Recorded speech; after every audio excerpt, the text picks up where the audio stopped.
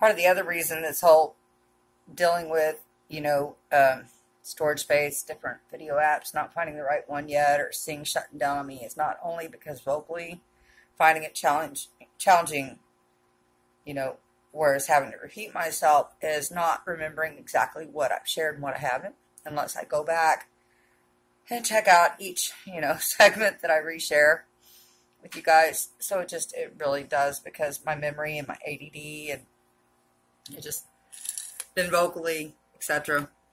But yeah, I might as well talk with y'all for a few more minutes, because that's part of my thing about getting up and pacing a day, is because the loneliness just gets so engulfing. So I share with the rest of you because, although I'm certainly not coping well and I'm struggling, I know that I'm not the only one. I'm sure many of you are going through your own losses and your own mourning and your own issues.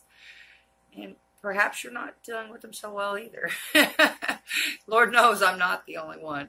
But anyway, so I'm just going to BS here because it keeps me entertained. And that's one of the things, me being a natural redhead, I suppose there's, in my experience, first off, because I'm a natural redhead, I have found that I can only dye my hair a couple colors that will actually take, well, aside from just dyeing it red, is, say, black would take, or this brazen, or whatever it's called. Yeah, I don't necessarily always use this brand, but this one takes, so long as I leave it in quite a while. Long enough that it might scare some of you. You might think your hair is going to fall out, but I kind of got to leave it that long, else it won't take. That's just for me. It's either that or to go through the whole bleaching, the whole 9, etc., which that's a bit much for me. It's enough for me to stick with the basics in life.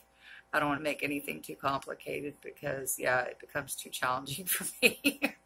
But, yeah, so I'm dyeing my hair, and I've got to leave it in a little bit longer than most of you. But I will say, it's kind of like, me sharing my eyesight with you guys is, I'm just happy to have my eyesight, honestly. Same thing with my hair. I'm just happy to have hair. Because there was at least 2, if not 3 occasions that I found myself having to chop my hair off and give them Morgellons. And I know that many can relate. Some have actually went bald and shaved their heads due to Morgellons. Well, I have had to cut mine on a couple occasions. And let's just say it has now grown back to a point that,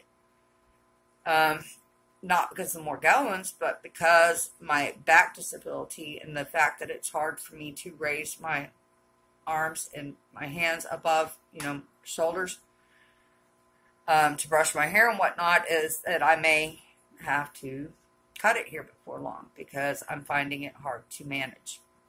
It's just one of those things in my everyday life that are challenging for me. As much as I hate that, and trust me, I hate having to cut my hair, because I love and cherish long hair, period. My kids have long, beautiful hair as well, except for my middle one just recently cut hers, and I think she's regretting that, because I believe she allowed somebody else to cut it, which you will rarely see me allowing anybody to cut or even trim on mine. Mine's an all-at-home done thing. Not only can I not afford going out to have somebody do it, but I prefer to do it myself, because too many people get carried away with them sharp scissors and just don't have respect for the fact that some of us value our long hair.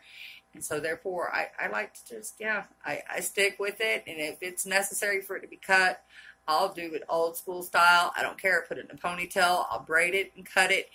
I've had some really cute mishaps that way, mind you, that could have ended in disaster. Could have. But there was one a few years ago. It actually turned out really cute on me. It was kind of a layered. It looked like a layered ordeal. It looked like I intended it that way, and it turned out pretty snazzy, guys. So I had people kind of envious. So, don't knock it until you try it.